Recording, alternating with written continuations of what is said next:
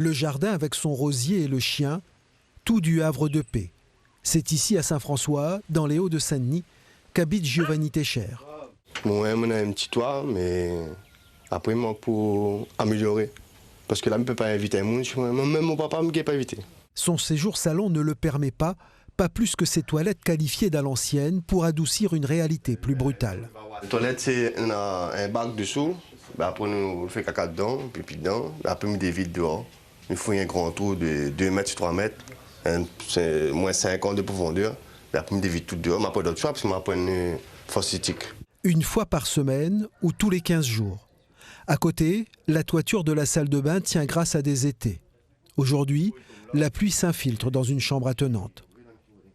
Dans cette maison, Giovanni Techer, au chômage, vit seul avec ses 3 filles de 6 à 13 ans.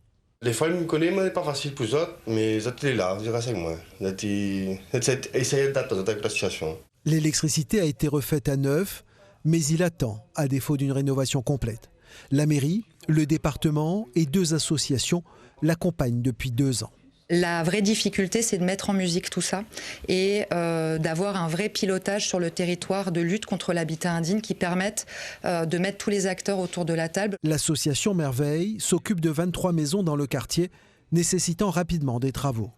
On a des habitations qui sont pires que celle-ci, où là on est pratiquement dans le relogement des habitants et voire peut-être la démolition de certaines parties du bâtiment. Autre lieu, Saint-André où le calvaire de Danizit est terminé depuis 1 mois et demi.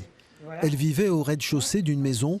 Une fuite dans le logement au-dessus a provoqué pendant plusieurs mois un important dégât des eaux, rendant la maison insalubre.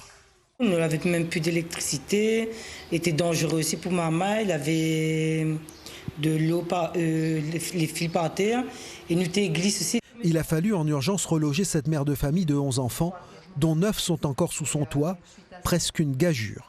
Le cas de Madame Zit, il est symptomatique d'un manque sur le territoire de solutions pour les familles avec familles nombreuses.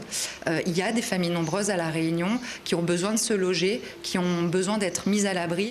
À La Réunion, 18 000 logements sont considérés comme indignes.